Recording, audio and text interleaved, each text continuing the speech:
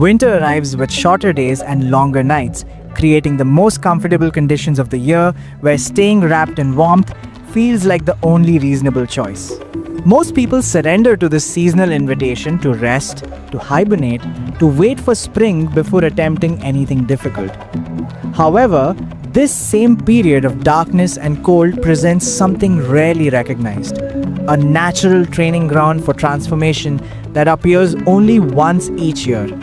The ancient samurai understood winter's unique power for personal development.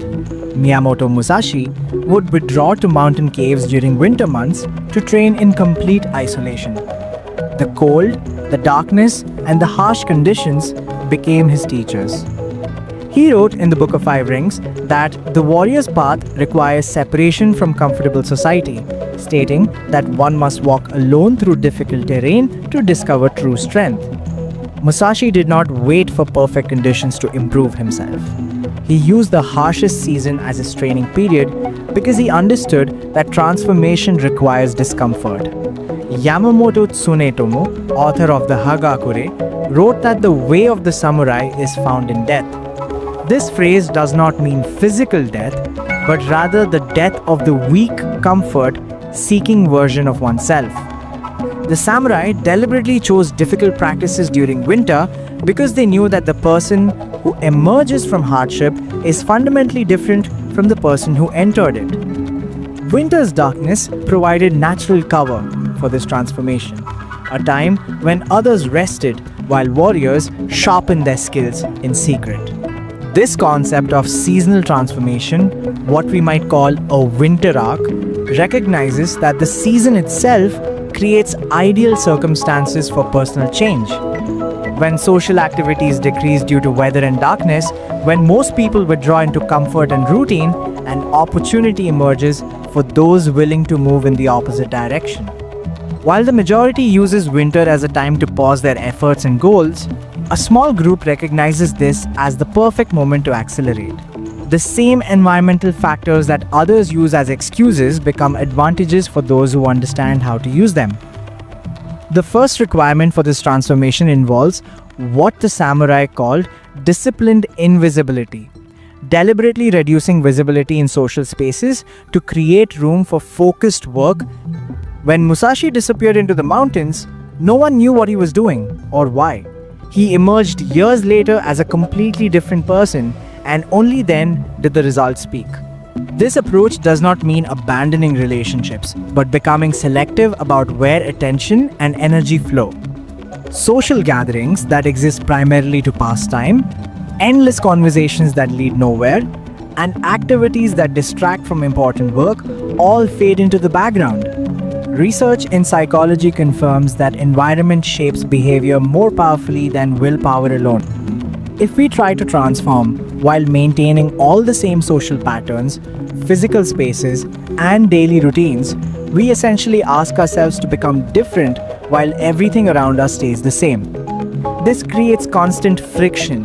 The samurai understood this instinctively, which is why serious training always involved physical or mental separation from normal life. We stay in the same physical locations, but operate from a different mental space, focused inward rather than outward. The transformation itself requires specific daily practices that might appear simple but accumulate into profound change over time. The first practice involves rising before dawn, a pattern samurai warriors followed without exception. In feudal Japan, warriors would wake hours before sunrise to begin their training while the world still slept. When we wake before dawn, we gain time that exists outside the normal demands of the day. This early period tends to be quieter, with fewer distractions and interruptions. Scientific research shows that early waking resets the body's natural clock, improving both discipline and productivity throughout the day. Studies also indicate that people who consistently wake early report higher levels of happiness and life satisfaction. The difficulty with early waking lies not in the action itself, but in the moment of decision when the alarm sounds. The brain immediately begins generating reasons to delay, to rest a few more minutes, to start tomorrow instead. A useful approach involves removing the thinking step entirely. The alarm sounds, the body moves, no pause for consideration. This direct action bypasses the mind's tendency to negotiate and compromise. Tsunetomo wrote in Hagakure that matters of great concern should be treated lightly, meaning we should not overthink simple actions. Just move. Cold exposure represents another practice deeply rooted in samurai tradition. Warriors practiced misogi, a purification ritual involving standing under freezing waterfalls during winter months. This practice was not about cleanliness but about breaking the spirit's attachment to comfort. Every session under icy water became a small victory over the part of oneself that always chooses the easy path. Beyond the psychological benefits, cold exposure triggers the release of norepinephrine, a chemical that improves mood and mental alertness. Wim Hof, a modern practitioner sometimes called the Iceman, developed his famous cold training methods after experiencing deep personal tragedy. He discovered that cold water somehow provided relief and began training his body and mind to withstand extreme temperatures.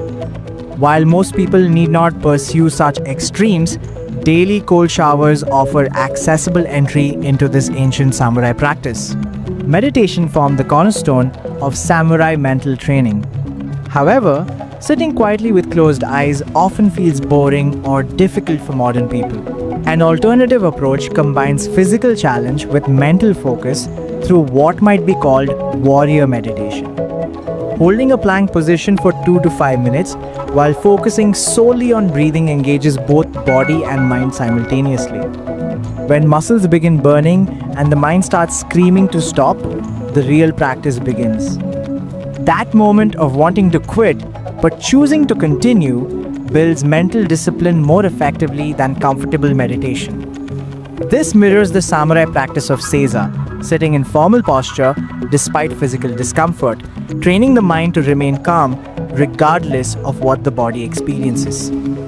Research indicates that just 8 weeks of regular meditation practice reduces stress and improves memory, suggesting that consistent practice reshapes both mental and physical capacity. Physical training forms another essential component of winter transformation, reflecting the samurai dedication to Tanren, the forging of the body like a sword blade. Working on the body for 30 to 45 minutes daily, whether through push-ups, squats, running, or structured training, takes advantage of winter's unique conditions. Metabolism naturally slows during cold months, which actually makes muscle building easier if combined with proper exercise and nutrition. The samurai did not wait for perfect weather to train. They trained hardest during the most difficult seasons because they understood that comfort breeds weakness. Taking a photo at the start and end of this period creates visible proof of progress, transforming abstract effort into concrete results that cannot be denied. Sleep quality determines morning energy, creating a cycle that either supports or undermines transformation. Many people struggle with early waking because they stay up late using devices that stimulate the brain when it should be winding down. The samurai followed natural light cycles, sleeping when darkness fell and waking before dawn. We can adapt this by replacing late-night device use with reading physical books. The act of reading, particularly with a small reading light that does not brighten the entire room, provides enough mental engagement to prevent boredom while remaining calming enough to encourage sleep. Whether the content is fiction or educational matters less than the practice itself. Reading trains concentration, much like running trains physical stamina, building capacity gradually through regular practice. Finally, transformation requires clear direction beyond general desires for improvement. The samurai concept of H&N, single-minded focus, provides the framework for what might be called a super goal system. This process begins with identifying one major goal to achieve within 90 days, whether mastering a skill, passing a test, or transforming physical appearance. This super goal then breaks into 3 big milestones, which further divide into 12 weekly targets. Each week becomes one clear step toward the larger destination. Musashi wrote that you should not have a favorite weapon. meaning you should not scatter your attention across many tools and techniques. Instead, master one approach completely before moving to another. Research shows that when we multitask, our effective intelligence temporarily drops as if we had not slept. Attempting 10 things at once ensures none receive adequate attention. However, when we focus intensely on one thing, the brain automatically operates at full capacity. The samurai practiced this through their dedication to single combat techniques, repeating the same sword strike thousands of times until it became perfect. Deep work sessions of 2 to 3 hours, completely free from distractions, produce more progress than entire days of divided attention. The phone stays aside, messages stay muted, and consciousness narrows to a single point of focus.